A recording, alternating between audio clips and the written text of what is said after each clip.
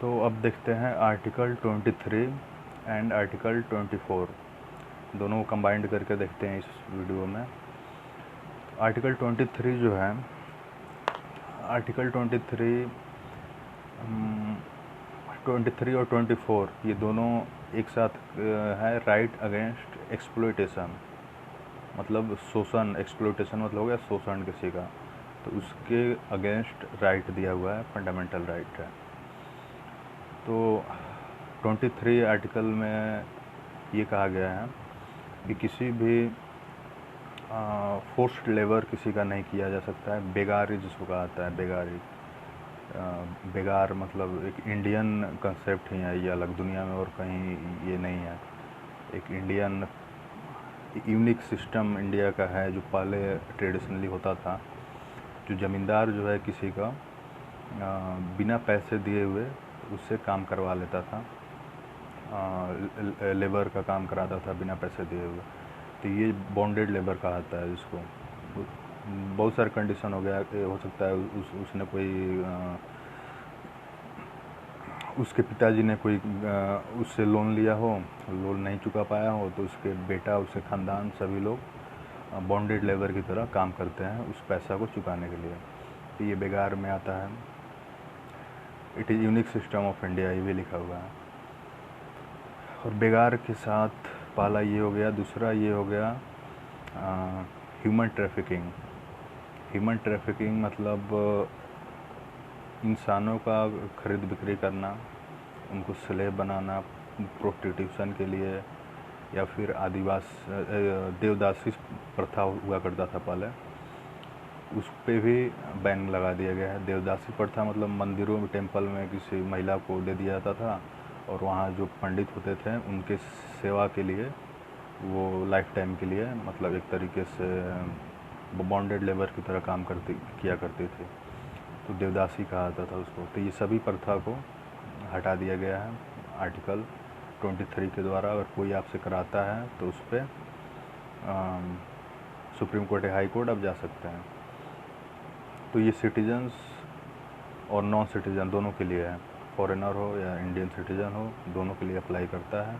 और गवर्नमेंट आपसे करा रहा हो या फिर कोई इंडिविजुअल पर्सन करा रहा हो, प्राइवेट पर्सन जो कहा था, दोनों के अगेंस्ट ये अप्लाई करता है ये आर्टिकल। तो अब दोनों के लिए एक्ट भी बनाया गया है, दोनों के प्रोटेक्शन के लिए। फोर्स्ड लेबर वाला जो है बेगारी प्रथा, उसके लिए 1948 में लाया गया मिनिमम वेज एक्ट, जिसमें कि कम से कम इतना वेज देना ही है। और बेगारी प्रथा को थोड़ा ब्रॉड टर्म में लिया गया है, बॉन्डेड लेबर को। इसमें ये कहा गया है कि सिर्फ ये नहीं कि पैसा कोई नहीं दे रहा है, काम करा रहा है, वो बॉन्डेड लेबर नहीं होगा, बल्कि कोई अगर कम पैसा दे रहा है, जितना ज़रूरत उसके मजबूरी का फ़ायदा उठाना जिसको कहते हैं, किसी के इकोनॉमिक कंडीशन को देखते हुए कोई अगर कम पैसा में काम करा ले रहा है तो वो भी बॉन्डेड लेबर में आएगा। और मिनिमम वेज एक्ट समय समय पे 1948 में आया था, टाइम टाइम पे अपडेट होता रहा है, इंक्रीज किया जाता रहा है। अभी भी पिछले साल इंक्रीज हुआ था। तो उसमें जितना भी मिनिमम वेज एक्ट है वो देना कंपलसरी कर दिया गया है। तो ये एक एक्ट हो गया 1948 का मिनिमम वेज एक्ट। फिर जो ह्यूमन ट्रैफिकिंग का समस्या है उसके लिए भी एक्ट बनाया गया 1956 में, जिसका नाम है protection immoral trafficking prevention act. Immoral trafficking prevention act 1956 में आया था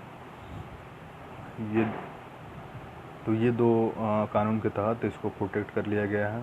फिर अब आते हैं आर्टिकल 24 में। आर्टिकल 24 भी इसी का पार्ट है, 23, 24 राइट अगेंस्ट एक्सप्लॉयटेशन। 24 में 14 साल से कम उम्र के बच्चों को हैजार्डस इंडस्ट्री में काम करने के लिए मना गया है। ऐसा काम जिसमें खतरा हो, हैजार्डस का आता है कोई भी काम, जैसे railway work, construction work, mines हो गया, और फैक्ट्री या माइंस जो कि हैजार्डस हो बच्चों के लिए काम करने में। माइंस जो कि मतलब खनन किया जाता है, अंदर ज़मीन के अंदर जाना पड़ता है, तो उसमें भी एक्सीडेंट वगैरह का संभावना रहता है।